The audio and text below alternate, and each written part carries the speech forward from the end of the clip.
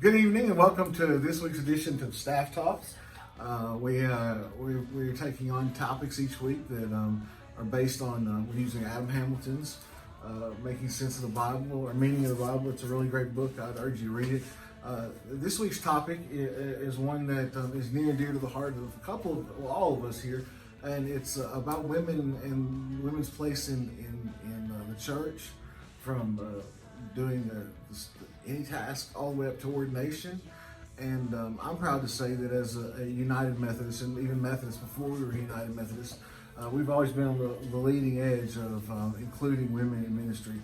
In 1761, the first woman was licensed as a Methodist pastor. We weren't United Methodist then.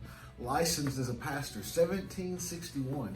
That's amazing. And then the first ordination of women was brought about in May 4th of 1956. So we've always been on the cutting edge, and so part of what we want to talk to you today is about what the Bible has to say about women. A lot of what we're talking about today is writings of Paul, and Paul's not always most loved among women because sometimes he says some things that if you just take them from face value, that it can look anti-woman. But if you dig a little deeper and get into the context of what's going on, I think you'll find that actually Paul was a champion of women in ministry, and was trying to navigate the waters of the day he lived in and continue. So we'll start with that today. So our topic is exactly, it says, women need not applaud. So. Okay, so this is obviously a touchy subject in a lot of churches, and not necessarily within our denomination, but as women who work for a church, if you go out into other churches or other denominations, sometimes, like especially Virginia children's directors, you see lots of women teaching It's kids. me. It's a lot of them. But if you go in out and you go to youth directors within the community, even our community, you don't meet very many women who hold the position of youth director. A lot of people want to go back to different scriptures and talk about women and Adam and Eve and different things about why women shouldn't be in, places of leadership within the church. One of the scriptures that's quoted a lot comes from 2 Timothy 11, and it says, "A wife should be quietly with complete submission. I don't allow my wife to teach or to control her husband. Instead, she should be a quiet listener." Okay? Because we're not very quiet around here. Adam was formed first and then Eve. Adam wasn't deceived, but rather his wife became the one who stepped over the line because she was completely deceived. Okay, so that scripture is the reason why a lot of people want to say that women shouldn't be in positions of authority within a church. And one thing that as humans we're really bad about is we're picking the things that fit what we want to say, right, and what we want to happen in our lives, and we don't always look at context and everything that goes in the background or the time or the place or anything that happens within the scriptural context. People want to forget easily that Paul's writing letters to people in churches. Yeah, he's addressing issues that are happening, and it may be a lot of them are follow-up letters or things that they've already had a conversation, and he's going back and he's talking about where they're at and the issues that they're having. And I think with the youth, there's a phrase that I use often that's the Bible was written for us, but not to us. Yes, absolutely. Yeah. So, it's good for guidance. It's good for, I'm not saying that it's not, inspired, but I'm just saying that it's not, anyways, we'll want to go to that right now. But, in this context, Paul's writing Timothy to tell him on how to handle false teachers.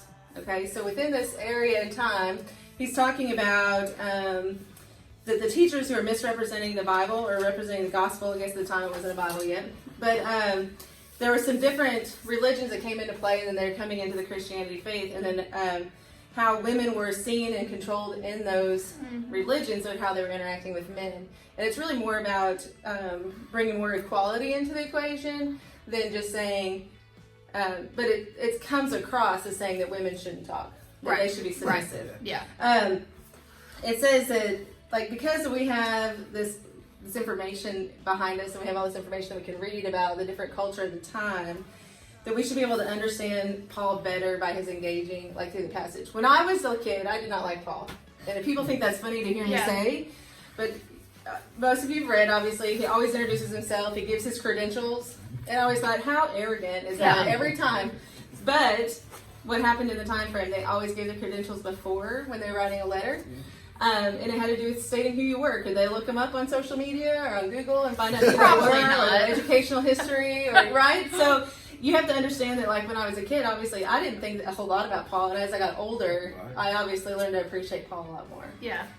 I recently just read a book called The Feminist Introduction to Paul, and it was really interesting. But I started off the paper saying that I have a love-hate relationship with Paul, because there's some Paul stuff that, like, I love, and it is great. And then other stuff I'm like, I wish he'd shut up because he's driving me nuts. You know? Right? Oh my goodness. But I want to tell just like a little bit of my story.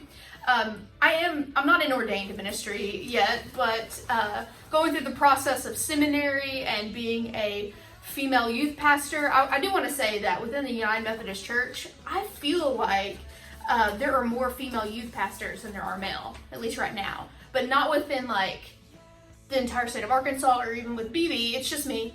And so I felt a little bit of like people going, oh, you're a woman? I don't think that's okay.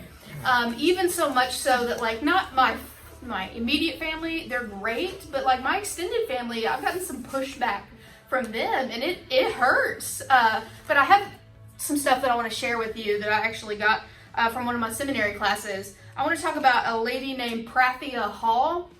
She was actually really big within the civil rights era, and she was a pastor. And I want to read a quote from her. She's really awesome. It says, "Do I sit and thereby deny this claim of God on my life, and I call decreed by God before I was formed in the womb? Do I sit and again add to my life-own history of shame for these years wherein I have tried to do everything else but answer this call? Or do I stand and in so deny my own gender? I am a preacher. I am not a brother. I finally resolved the violent existential conflict by standing, because when I stood in total authority of my being, black, preacher, Baptist, and woman. For the same God who made me a preacher is the same God who made me a woman, and I am convinced that God was not confused on either account." I love how she says, do I deny my calling or do I deny my gender? And I just, crazy, like, mind explosion when I heard that, but like, God placed this call on my life, and for a reason, even before I was created. And of course I need to answer it and not let my gender get in the way. Another awesome lady within ministry that I want to talk about is Jarena Lee, who was born in 1873, so a few years back. And she talks about Mary and the crucifixion, and it's a great week to talk about this. It's Holy Week, but it says, because of this instance, Lee gives us one of the greatest quotes, I believe, in female preaching history. She states, "Did not Mary first preach the risen Savior? And is it not the doctrine of the resurrection, the very climax of Christianity? Hangs not on hope on this, as argued by St. Paul. Then did not Mary, a woman, preach the gospel? For she preached the resurrection of the crucified Son of God. But some may say that Mary did not expound on the scripture, therefore she did not preach, in the proper sense of the term. To this I reply, it may be that the term preach in those primitive times did not mean exactly what it is meant to mean. Perhaps it is a great deal more simple then than it is now. If it were not, the unlearned fishermen could not have preached the gospel at all, as they had no learning." This is a mic drop moment. She's talking about Mary saying the very pinnacle of Christianity, proclaiming that Jesus has risen. And then people are saying, well, you can't be a preacher. But then she's like, well, there were a bunch of fishermen who couldn't read or write or do much of anything, and yet God called them to be apostles. And so I just was really, it touched my heart when I heard that. It's a little validation for me. It's interesting for me to hear from your perspective.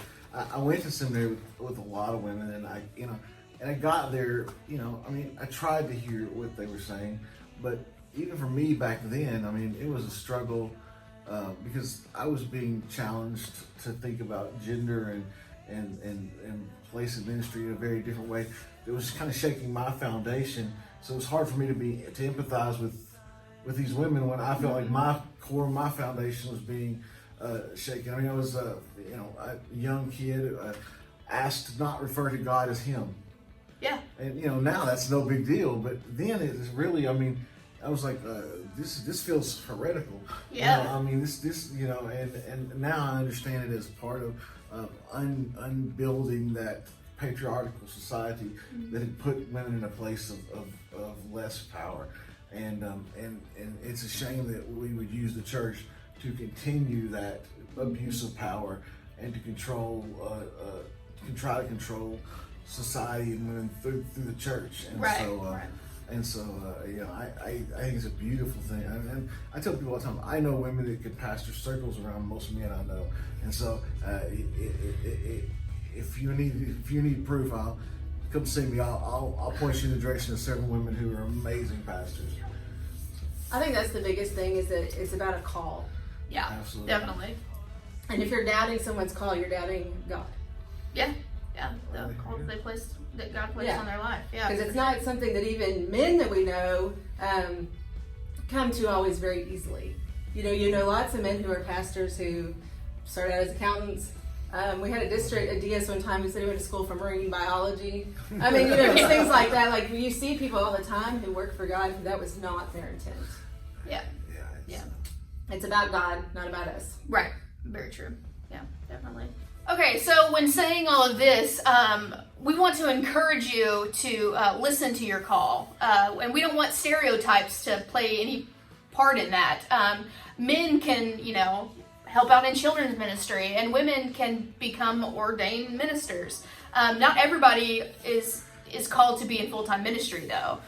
We're called to do different things. Maybe it is Help Tiffany, or maybe it's like Trey, who helps me in youth ministry, stuff like that. So, like both of the ladies here said, I just want to encourage you as your pastor to follow where God's calling you, and don't let stereotypes or any of that stuff hold you back. And if you need help, I want you to know that we're here for you. If you want to come in and discuss call the ministry, sometimes as a woman, you need that a woman's voice to talk to. Some people think it's just a pastor, but these ladies are here for you anytime you would like to do that stuff. And so we just want you to consider that women in ministry, and we want you to know that the Methodist Church, and BB Methodist Church specifically, is a safe place for women to be in ministry and to follow your call. So next week we're going to pick up a 3-week kind of 3 weeks that go together. Yeah. Next week we're going to talk about the science. We're going to talk about science, the Bible, and the creation story. Followed by the next week, were Adam and Eve real people? Ooh. That could be. And then the third week is, were there dinosaurs in the ark? And so those are the 3 weeks. We'll be putting those together and coming to you each week for the next 3 weeks. And as always, you can send in your questions, or if you want to just stop us somewhere, or call, or however you want to do it. Just Probably. Get questions to us, and we look forward to spending this time with you each week. And so let us, if there's a topic that we're not covering and you want to talk about it, give us a shout. We'll be glad to try to tackle it. Yeah. All right. Thanks. Bye. Thanks.